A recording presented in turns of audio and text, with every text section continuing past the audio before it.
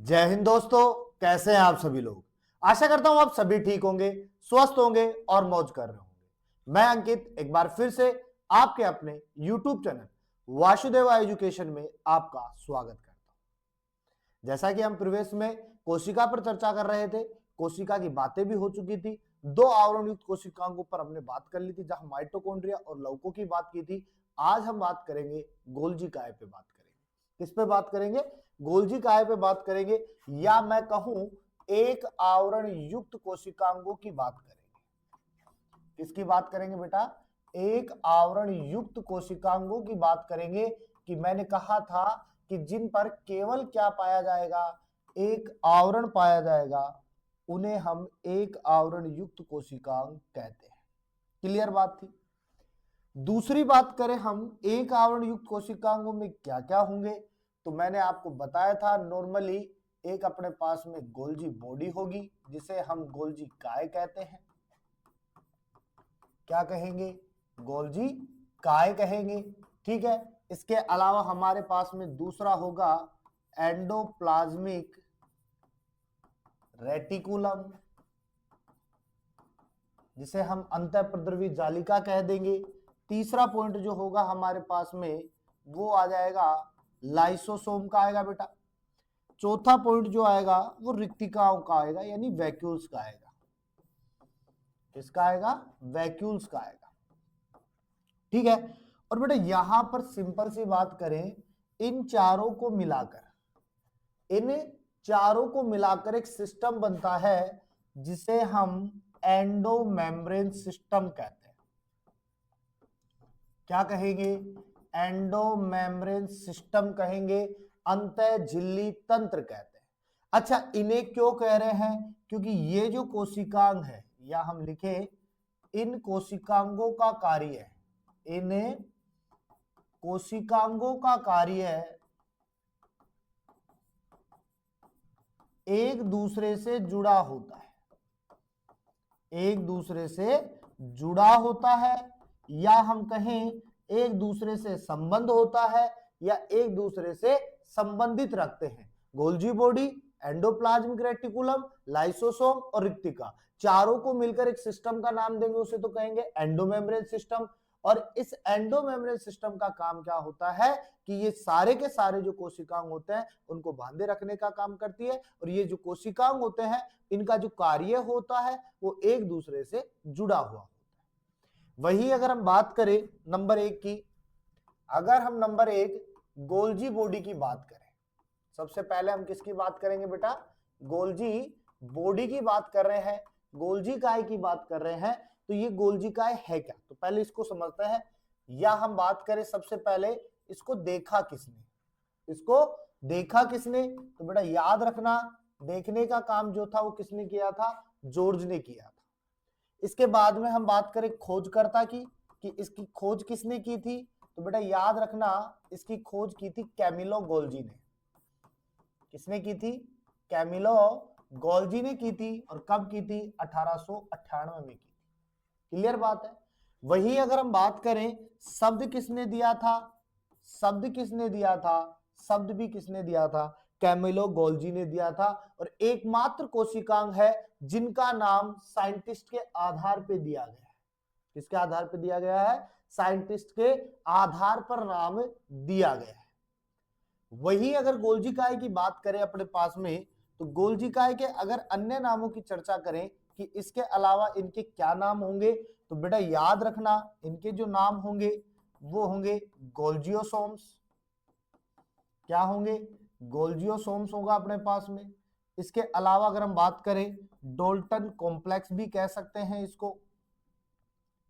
क्या कह सकते हैं? डोल्टन कॉम्प्लेक्स भी कह सकते हैं। इसके अलावा हम क्या लिख सकते हैं इसको? डिक्टियोसोम्स भी लिख सकते हैं। क्या लिख सकते हैं? डिक्टियोसोम। और डिक्टियोसोम से केवल हमें एक चीज याद आती है, प्लांट का जिक्र होता है, यानी कोशिका की जो प्लांट में जो कोशिका पट्टियां जो बनी होती है वो किससे मिलकर बनती है? सेलुलोज से मिलकर, क्या नाम है, डिक्टियोसोम से मिलकर बनती है। गोल्जी बॉडी होती है वहां पर, क्योंकि कोशिका भित्ति किससे बनी है? सेलुलोज से। और उस कोशिका भित्ति को बनाने में किसका हाथ है? डिक्टियोसोम का हाथ है। इसलिए हमने कहा कि केवल प्लांट्स में उपस्थित होता है। इसके अलावा इसे हम बेकर्स बॉडी भी कह सकते हैं, ऑडियोसोम्स भी कह सकते हैं, इसके अलावा हम लाइपोकोन्ड्रिया भी कह सकते हैं। ठीक है, इसके अलावा अगर गोल्जी काय की संरचना की बात करें तो गोल्जी काय जो होती है कुछ इस प्रकार से हमारे पास में फैली हुई होती है। ठीक है, ये हमारे पास में गोल्जी काय की क्या होती है, संरचना होती है। गोल्जी काय की जो संरचना है वो कई हो सकती है अपने पास में, 1 2 3 4 5 6 7, जितनी गोल्जी काय की बात करें उतनी हो सकती है। अगर हम बात करें गोल्जी काय के संगठन की कि गोल्जी काय किससे मिलकर बन रहा है बेटा, अगर हम कंपोजिशन की बात करें, हम इसके संगठन की बात करें तो यहां पर देखो आप सिस्टर्नी देखने को मिलेगी आपको, इसके अलावा यहां पर आपको नलिका देखने को मिलेगी, इसके अलावा आपको यहां पर आश्य देखने को मिलेगा, और इसके अलावा आपको यहां पर रिक्तिका देखने को मिल जाएगी। क्लियर बात है। अच्छा, इनका काम क्या है, तो ये चारों सतह जो है वो एक जीबी की सतह को बनाने का काम करती है, गोल्जी काय को बनाने का काम करती है। अच्छा, ये पाई कहां जाती है, तो हम सिंपल बात लिखेंगे, केंद्रक के नजदीक पाई जाती है। कहां पाई जाती है, केंद्रक के नजदीक पाई जाती है। जहां पर ईआर पाई जाती है एग्जैक्ट वहीं पर कौन मौजूद होगा, गोल्जी काय मौजूद होता है।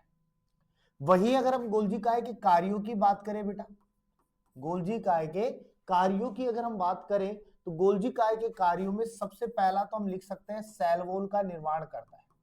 हमने पहले भी बात की थी, दोबारा बात कर रहे हैं, क्या कर रहा है, सेल वॉल का निर्माण कर रहा है। दूसरा अगर हम बात करें यहां पे तो हम लिख सकते हैं लिपिड व प्रोटीन का, लिपिड व प्रोटीन का ग्लाइकोसाइडेशन करता है।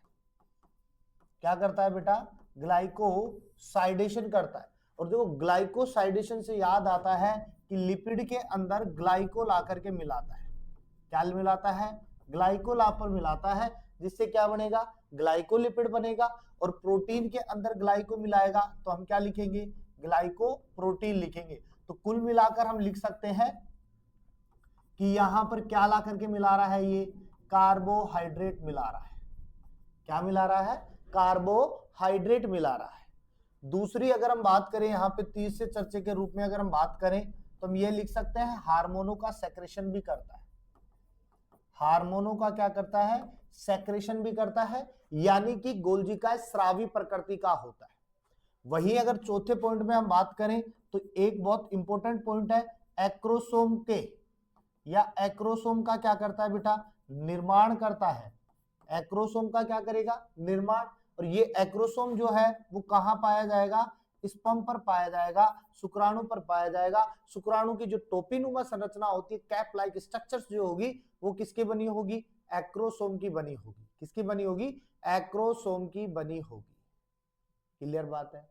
इसके अलावा अगर हम और जीबी के कार्यों की बात करें तो जीबी का जो और कार्य होंगे अपने पास में, तो जीबी जो होती है वो लाइसोसोम का फॉर्मेशन भी करती है।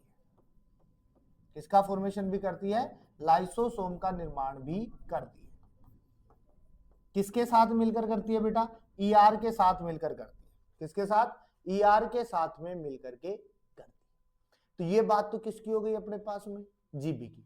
अब जीबी के साथ में हम एक और टॉपिक ले ले, यही उठा ले, एंडोप्लाज्मिक रेटिकुलम।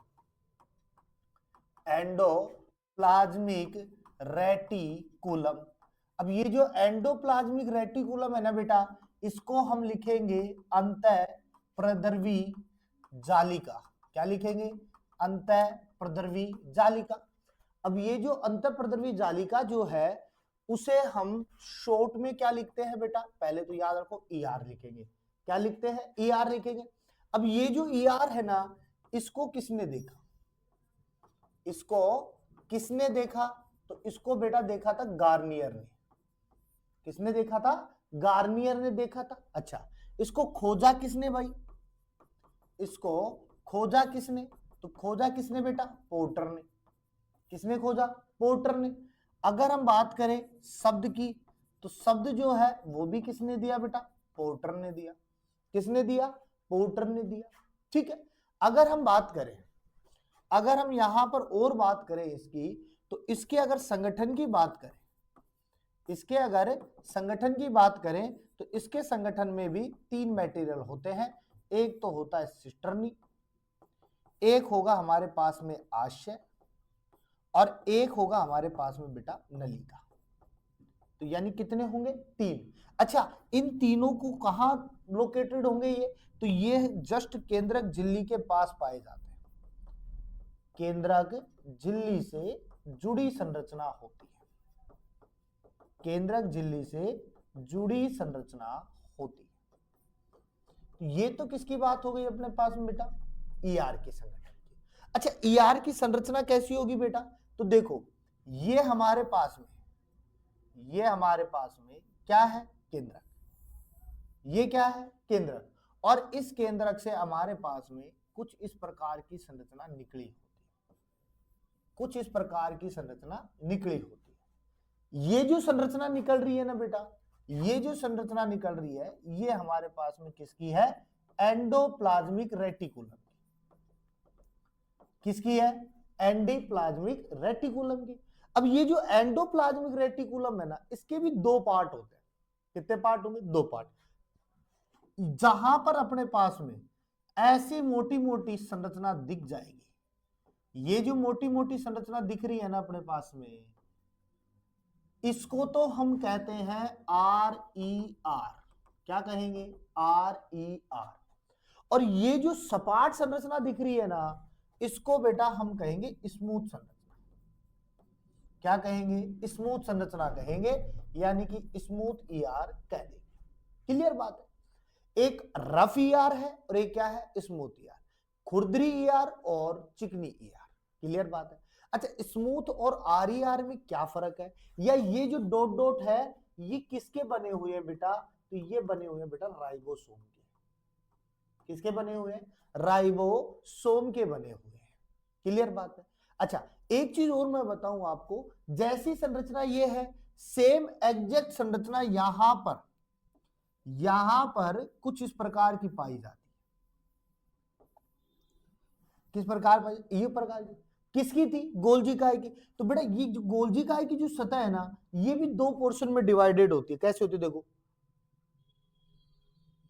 देखो, गोल्जी काय आ गया अपने पास में, और गोल्जी काय की ये जो संरचना बनाई ना, ये भी हमारे पास में 2 में बटी है, सिस में और ट्रांस में।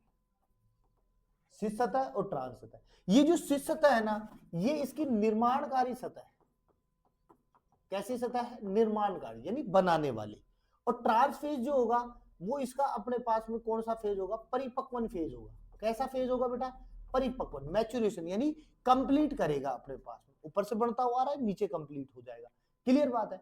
दूसरी बात, एक उत्तल होता है, यानी कि सिस जो है वो उत्तल है, ट्रांस जो है वो क्या होगा? अवतल सतह होगी। सिस को उत्तल सतह, ट्रांस को अवतल सतह कहेंगे। इसके अलावा एक चीज और याद रखना बेटा, यहां पर हम जब कार्य लिख रहे होते हैं, तो एक चीज याद रखना, इसको हम यातायात पुलिस भी कहते हैं। क्या कहते हैं? यातायात पुलिस भी कहते हैं। ट्रैफिक पुलिसमैन के नाम से भी जानते हैं। अब ट्रैफिक पुलिसमैन का काम क्या होता है? चीजों को पहचानने का या आवागमन करवाने का काम होता है। तो गोल्जी काय का काम भी क्या होता है? आवागमन करवाने का होता है। अब आवागमन किसका करवाएगी? सीधी बात है, हम ऊर्जा की बात करेंगे, क्योंकि ऊर्जा हमारे पास में बनती है। अब उस ऊर्जा को पहुंचाने का काम किसका होगा? एक जगह से दूसरी जगह भेजने का काम किसका होगा? गोल्जी काय का होगा। सपोज दैट हम चल रहे हैं, हमारे पैर थक गए, अब हम नहीं चल पा रहे, लेकिन फिर भी चलना है हमें, तो हम तुरंत रेस्ट करते हैं, तुरंत गोल्जी काय अपना काम करती है। मैं बोल रहा हूं आपके पास में, जीभ के पास में कहा कोशिकांग है, फिर भी जब बोल रहे होते हैं अपने पास में, तो ऊर्जा की जरूरत होती है ना, तो गोल्जी काय तुरंत क्या करती है? ऊर्जा लेके आती है। कई बार जब हम बोलते रहते हैं तो जीभ लड़खड़ा जाती है और कुछ ही मुंह से निकल जाता है। समझ रहे हो बात को? तो वहां पर कौन योगदान है? ऊर्जा नहीं है। तो तुरंत जीभी आती है, अपनी ऊर्जा देती है और अपना काम करके चली जाती है, फिर हम वापस से रिपीटली बोलने लग जाते हैं। तो ये सब किसका काम है? जीभी का। इसका काम है जीभी का। इसलिए हम इसको क्या कहते हैं? यातायात पुलिस। यातायात पुलिस का मतलब चेक करके भेजती है अपने पास। क्या करती है? चेक करके भेजती है मेटल्स को। ठीक है, तो यहां पर अपने पास में बात हो गई है। अब देखो, अब इस ER को हम 2 भागों में बांटते हैं। इस ER को हम 2 भागों में बांटते हैं। अब ये जो ER है ना, इसके 2 भाग देखो। एक कौन सा है अपने पास में? RER। एक कौन सा है बेटा अपने पास में? SER। इस RER को मैं देखो क्या लिखूंगा? Rough endoplasmic reticulum. इसको हम क्या लिखेंगे, एस को स्मूथ, ई को हम क्या लिखेंगे, एंडोप्लाज्मिक, और आर को क्या लिखेंगे बेटा, रेटिकुलम। क्या लिखेंगे, रेटिकुलम। अच्छा, अब रफ का मतलब देखो बेटा क्या है, खुरदरी। क्या है, खुरदरी। और स्मूथ का मतलब क्या है, चिकनी। तो सिंपल सी बात है, अगर हमारे पास में अभी ये क्या है, बिल्कुल चिकनी है ना, अब इसके ऊपर हम कुछ डॉट डॉट डॉट डॉट कुछ डाल देंगे तो इस सतह क्या हो जाएगी, खुरदरी। तो कोई भी मटेरियल आसानी से जा पाएगा क्या, नहीं जा पाएगा। समझ लो बात को। तो खुरदरी का मतलब कुछ तो है यहाँ पे, एसईआर का मतलब कुछ नहीं है यहाँ पे, तो है क्या, तो हम लिखेंगे राइबोसोम की उपस्थिति। खुरदरी किसकी वजह से है, राइबोसोम की उपस्थिति की वजह से है, यानी कि रफ एंडोप्लाज्मिक रेटिकुलम होती है, उसके वहां पर डॉट डॉट से क्या पाए जाते हैं, राइबोसोम पाए जाते हैं, जिसकी वजह से वो कैसी दिखाई देती है, खुरदरी दिखाई देती है। वहीं अगर एसईआर की बात करें तो हम लिखेंगे राइबोसोम की उपस्थिति। हम क्या लिखेंगे, राइबोसोम की उपस्थिति, जिसकी वजह से ये कैसी होती है, चिकनी होती है, सपाट होती है। ठीक है। अच्छा, ये राइबोसोम जो है, ये राइबोसोम की जो उपस्थिति है, यहां पे क्या काम करेगी बेटा, प्रोटीन का निर्माण। किसका निर्माण करेगी, प्रोटीन का निर्माण करेगी, प्रोटीन संश्लेषण में योगदान देगी। अच्छा, राइबोसोम की अनुपस्थिति है, राइबोसोम की यहां पे क्या है, अनुपस्थिति। अब ये अनुपस्थिति है तो सीधी सी बात है, प्रोटीन तो बनाएगा नहीं, तो ये क्या बनाएगा बेटा, लिपिड या स्टेरॉइड। लिपिड या स्टेरॉइड का क्या करेगा बेटा, संश्लेषण करेगा। क्या करेगा, संश्लेषण करेगा। किसका, लिपिड का या स्टेरॉइड का, दोनों एक से। चलो, ये जो है ना अपने पास में बेटा, ये जो है अपने पास में ज्यादा स्थायी संरचना है, ज्यादा स्थायित्व रखने वाली संरचना है, और ये हमारे पास में बेटा कम स्थायित्व रखने वाली संरचना है। क्या है बेटा, कम स्थायित्व रखने वाली संरचना है। क्लियर बात है। अच्छा, दूसरी बात हम करें, दूसरी बात अगर हम ईआर के लिए करें तो ईआर के कार्यों की चर्चा करेंगे अपने पास में। अब ईआर के कार्यों की अगर हम बात करें, ईआर के कार्यों की हम बात करें तो सबसे पहला पॉइंट मैं यहां लिख सकता हूं, यांत्रिक सहारा देता है। क्या देता है बेटा, यांत्रिक सहारा देता है, यानी कि सभी कोशिकाओं को जोड़ने के लिए काम करता है, यानी एक एक कोशिका को अपने साथ में जोड़ के रखने का काम किसका है, ईआर का है। किसका है, ईआर का। अच्छा, दूसरी बात, केंद्रक झिल्ली बनाता है। क्या बना रहा है बेटा, केंद्रक झिल्ली बनाता है। और कई बार पूछ लिया जाता है कि इस केंद्रक झिल्ली को कौन बना रहा है, तो बेटा ये आपका आर बना रहा है। कौन बना रहा है, आर बना रहा है, रफ एंडोप्लाज्मिक रेटिकुलम बना रही है। क्लियर बात है। ये कार्य याद रखने हैं आपको। इसके अलावा अगर ईआर की बात करें तो ईआर भी परिवहन में योगदान देती है, और हम लिख सकते हैं अंतः कोशिकीय परिवहन में भाग लेती है। कौन से में, अंतः कोशिकीय परिवहन। गोल्जी गाय कौन सा करती है, अंतरा कोशिकीय करती है, और ईआर कौन सा कर रही है, अंतः कोशिकीय परिवहन कर रही है। क्लियर बात है। ये हम किसकी बात करेंगे, ईआर की। अच्छा, एक चीज और लिखूं मैं यहां पे, जैसा कि हमने पीछे लिखा था, तो ईआर प्लस में कौन आएगा, जीबी, और साथ में क्या बनाएंगे बेटा, ये लाइसोसोम बनाएंगे। क्या बनाएंगे, लाइसोसोम।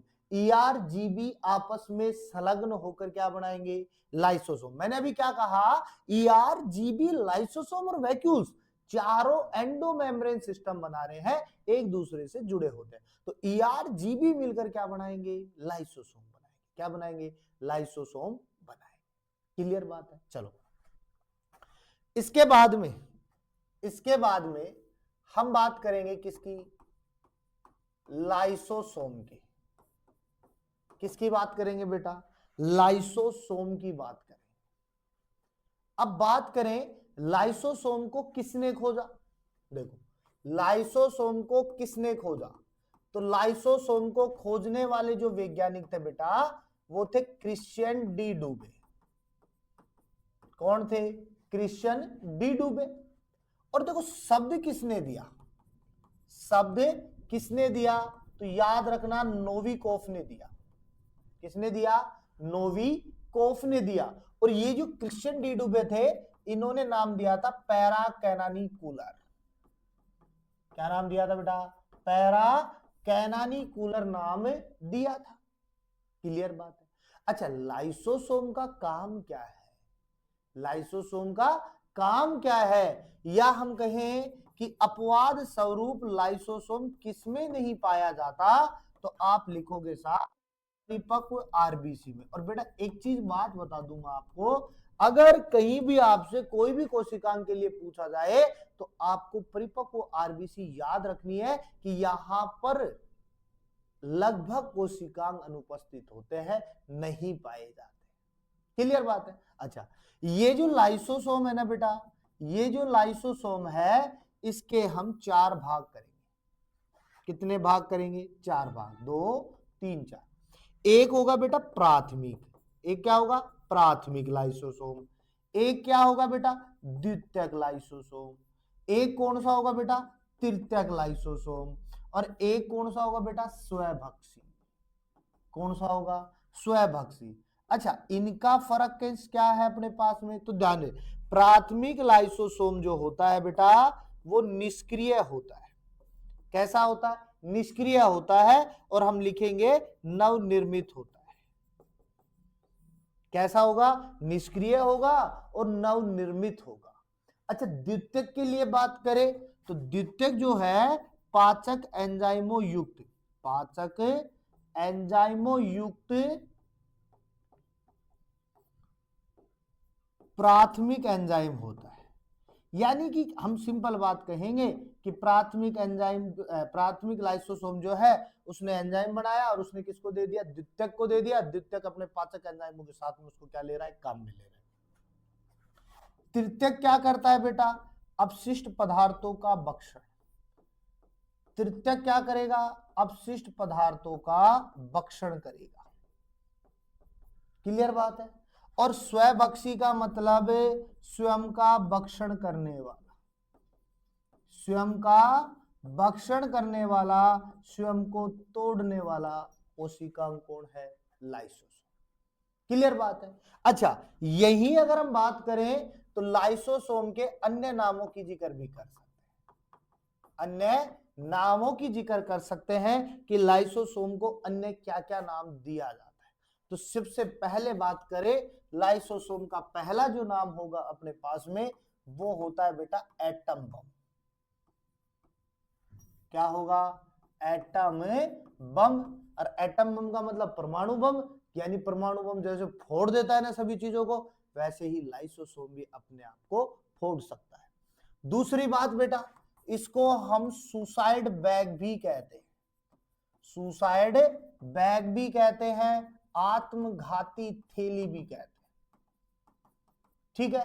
तीसरा हम बात करें तो इसे हम हाइड्रोलाइटिक एंजाइम भी कह सकते हैं। हाइड्रोलाइटिक एंजाइम भी कह सकते हैं। जल अपघटनी एंजाइमों के नाम से किसको जाना जाता है? लाइसोसोम को जाना जाता है। सुसाइड बैग क्यों कह रहे हैं हम बेटा? क्योंकि अगर सभी कोशिकांगों की बात करें तो उनके ऊपर कंट्रोल किसका है? केंद्रक का है। लेकिन अगर कई बार जब केंद्रक के अन्य कोशिकांग जो है वो केंद्रक को मना कर देते हैं। भाई कंट्रोलर कौन है? केंद्रक। और अन्य कोशिकांगों ने केंद्रक को मना कर दिया कि हम काम नहीं करेंगे। जैसे माइटोकॉन्ड्रिया को ऊर्जा बनानी है और माइटोकॉन्ड्रिया ऊर्जा नहीं बनाना, बोला मेरी मर्जी, मैं तो नहीं बनाऊंगा भाई, मेरा जो काम था मैंने कर दिया। आजकल वैसे सब क्या है? इंडिपेंडेंट है। तो माइटोकॉन्ड्रिया कहते हैं मैं भी इंडिपेंडेंट हूं, मैं भी नहीं करूंगा काम। तो केंद्रक उसको समझाएगा भाई तेरा काम है, तुझे करना है। वो बोलेगा नहीं करूंगा, मेरी मर्जी। तो तभी अपने पास में केंद्र किसके पास आएगा? लाइसोसोम के पास में। और लाइसोसोम उसको बहुत समझाएगा, अरे तेरा काम है कर ले, नहीं करूंगा। तो लाइसोसोम बोलेगा कर ले, नहीं तो सारे मरेंगे। लाइसोसोम माइटोकॉन्ड्रिया बोले नहीं करूंगा मैं, मेरी मर्जी। वो तो अड़ा हुआ है अपने पास में। और तुरंत लाइसोसोम क्या करेगा? अपने आप को फोड़ देगा और ऐसे फोड़ेगा। जैसे ही फोड़ता है अपने पास में माइटोकॉन्ड्रिया खत्म। अन्य कोशिकांग जो है या अन्य कोशिका झिल्ली जो होती है साइड से अपने पास में अन्य कोशिकांगों का निर्माण करेगी और वापस से कोशिकांगों का क्या हो जाएगा? फॉर्मेशन हो जाएगा। तो 3 नाम याद रखना। कार्यों में बात करें, कार्यों में बात करें तो कार्यों में आपके पास में सिंपल सी एक लाइन तो साफ हो चुकी है कि फोड़ने का काम कर रहा है, तोड़ने का काम कर रहा है। या तो फोड़ने का काम कर रहा है या तोड़ने का काम कर रहा है। तो सबसे पहले मैं बात करूं, अंड झिल्ली को तोड़ने का काम करता है। अंड झिल्ली को तोड़ने में सहायक। अब अंड झिल्ली को तोड़ने में सहायक से मतलब सीधी सी बात है, अंडाणु के ऊपर जो झिल्ली पाई जाती है, अंडाणु के ऊपर जो झिल्ली पाई जाती है उसको तोड़ने का काम कौन कर रहा है? लाइसोसोम कर रहा है। कौन कर रहा है? लाइसोसोम कर रहा है। अच्छा, दूसरी बात करें यहां पे, दूसरी बात करें, जो संचित भोज्य पदार्थ है अपने पास में, जो संचित भोज्य पदार्थ है अपने पास में,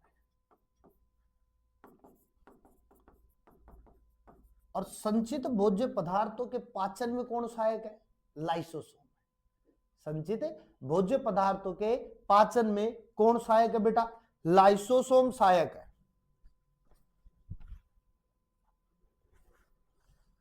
लो भाई देखो, चाय का टाइम भी हो गया, चाय पी लेते हैं, चाय पीते पीते पढ़ा लेंगे अपने क्या है, ठीक है। तो संचित भोज्य पदार्थों के पाचन में कौन सहायक है? लाइसोसोम सहायक है। और देखो बेटा, चाय पी रहे हैं ना अपने, चाय का बहुत महत्व है। कई लोग कहते हैं ना कि चाय सेहत के लिए हानिकारक होती है, लेकिन एक काम करने वाले इंसान से पूछना कि चाय कितनी लाभदायक है, क्योंकि जब भी हमें स्ट्रेस होता है तो हम चाय पी लेते हैं। अगर 5 लोगों के साथ में बैठना है तो हम चाय पी ले लेते हैं। और अगर चाय में पड़ रहे कंपोनेंट्स की बात करें तो उनको देख लो आप भाई। पानी हमारे शरीर के लिए बहुत ही एसेंशियल है, दूध डाल रहे हैं कैल्शियम के लिए ले रहे हैं। अच्छा, चाय पत्ती प्लांट्स पर उगती है, औषधीय पादप है। इलायची डाल रहे हैं चाय में, औषधीय पादप है। अदरक भी डाल रहे हैं, और अदरक भी हमारे पास में काम आती है औषधीय पादपों के रूप में। लौंग भी डालते हैं, वो भी औषधीय पादप के रूप में काम करती है। तो आप चाय को बुरा कैसे बता सकते हो? अगर रिश्तों को जोड़ना है तो चाय चाहिए, 5 आदमियों को नजदीक लाना है तो चाय चाहिए। आप चाय मत, कोई नया रिश्तेदार आपके पास में है जो चाय का शौकीन हो और उसको चाय मत पिलाओ, देखो फिर आपकी बुराई कितनी अच्छी करता है, अरे वो फलाने ने चाय नहीं पिलाई हमें। तो चाय का बहुत बड़ा योगदान है बेटा। चाय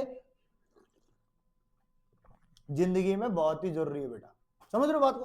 तो संचित भोज्य पदार्थों के पाचन में कौन सहायक है? लाइसोसोम। क्लियर बात है? अच्छा, इसके बाद में देखो, इसके बाद में हम बात करते हैं रिक्तिका की। किसकी बात कर रहे हैं? रिक्तिका की। अब रिक्तिका के लिए बात करें तो रिक्तिका को किसने खोजा? तो याद रखना, स्प्लेंजेनी ने खोजा।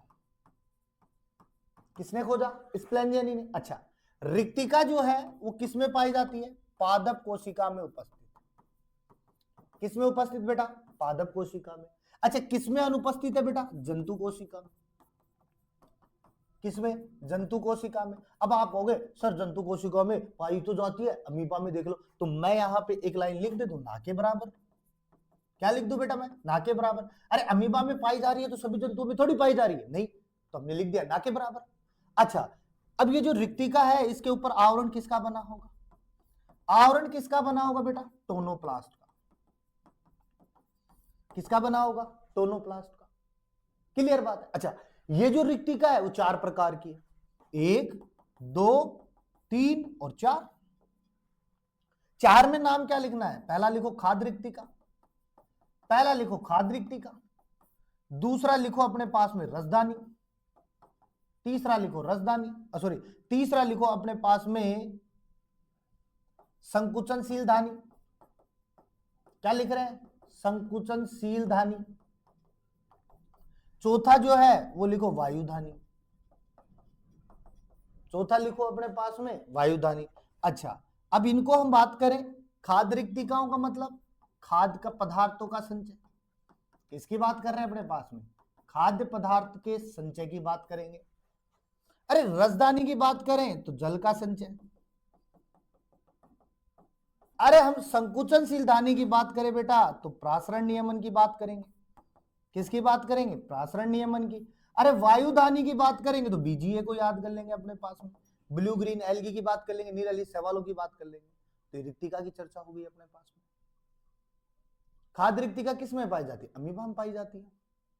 संकुचनशील धानी अमीबा में पाई जाती है। वायु जलदानी राजधानी धातुओं में पाई जाती है। तो रिक्तिकाएं मिल गई अपन को, ठीक है। और लास्ट एंड फाइनल आज का हमारा